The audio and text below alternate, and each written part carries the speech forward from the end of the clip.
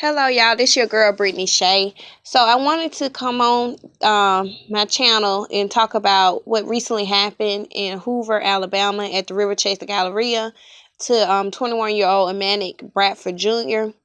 It touched my heart so much that I had to come talk about it. Even though I have a small channel, I still feel like I still had to get it out and let my thoughts be known.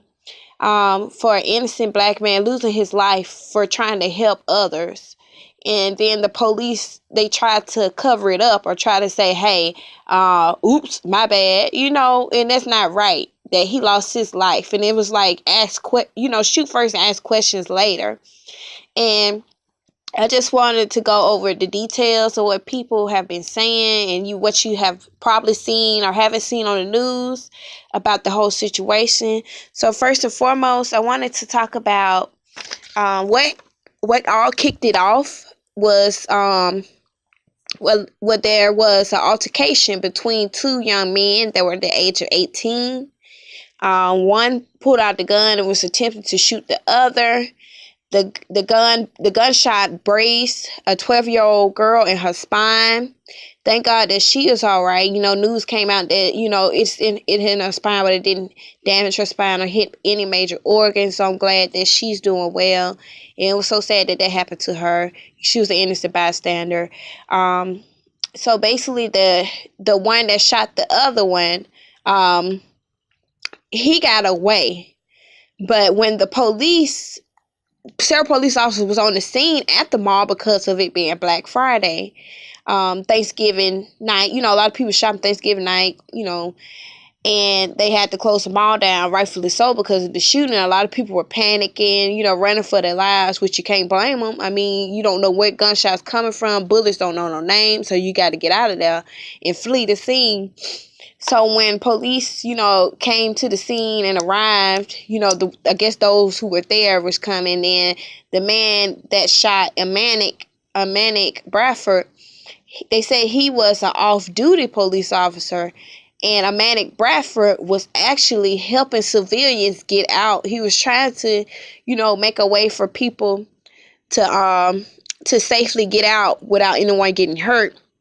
So this police officer, he, took it upon himself without even knowing what's going on or who is doing the shooting, and shot the first person he saw with a gun, and that was Emantic.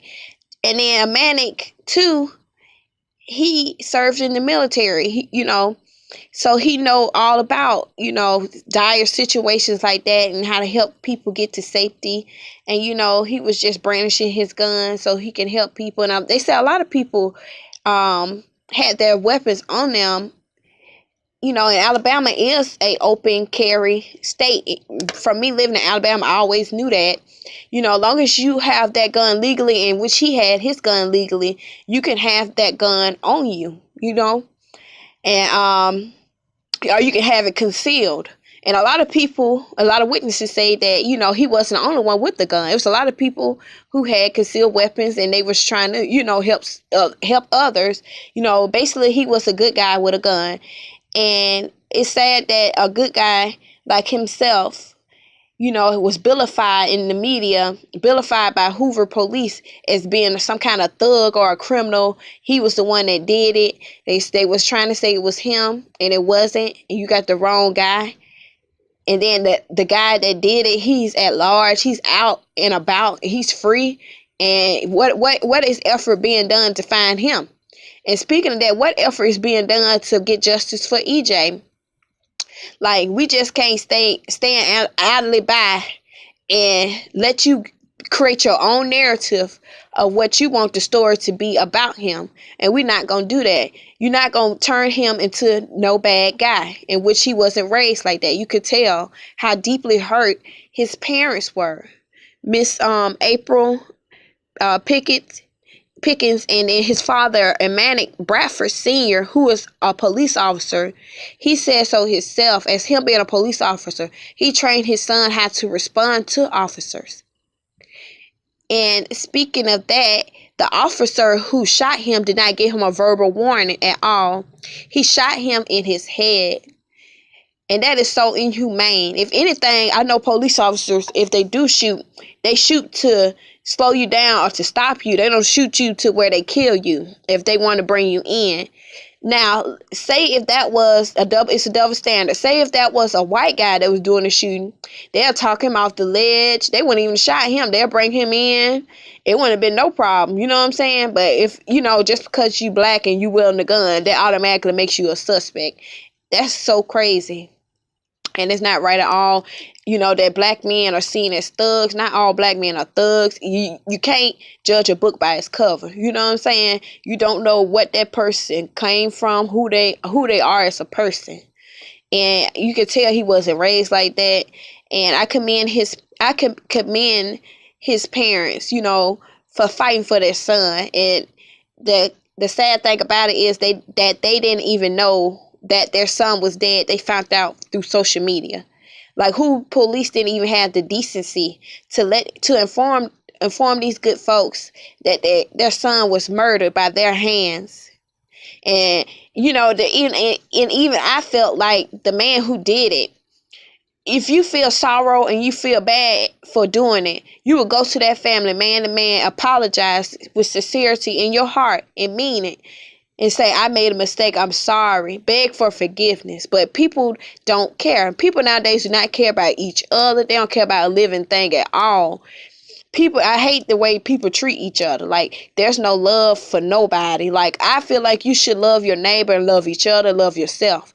People find that hard to do. It's so much hate and animosity in people's heart, racism, prejudice. It's just like, damn, when this thing gonna get better in this world?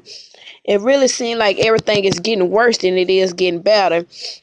And to me, I feel like we are truly living in our last days, because the way people go on and go about doing things is so terrible.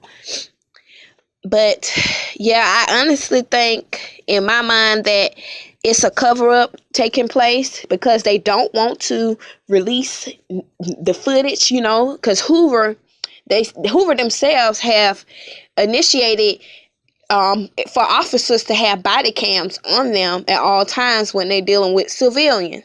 So you telling me that this man, that y'all don't have no kind of surveillance, nothing to show or what exactly happened? All this family is looking for is the footage and the truth. And you owe them that. Y'all can't even do that for that family, that poor suffering family. But you better believe you're going to get your just due. Because when you attack and hurt a child of God, like they said, like God said, I'll be your judge during execution. You know what I'm saying? Because they know they wrong, and then they trying to cover up. But I tell you this: anything that done in the dark comes to the light. You better believe that. So we'll see what more will happen with this story. I pray for his family. I pray, for anyone affected by this, and I pray that people continue on protesting. Let your voice be heard. That's what protesting is for. Damn who don't like it. People need to know what's going on, and people need to put themselves in other people's shoes, because if that was your child, you'd have been wanting to do the same thing. Period, point blank. All right, y'all. Please let me know what y'all think about this whole situation concerning Emantic Bradford Jr. and of him losing his life so innocently. And prayers to his family and, everyone that is affected by this. And I just pray for everyone just to be safe and to be kept from hurt, harm, and danger during this time. And then so many people are losing their lives during the holidays. It's a tough time for people. And, we should keep people encouraged in prayer. All right, y'all. Just let me know what you think about this video. Y'all have a nice day. Bye. Release the video.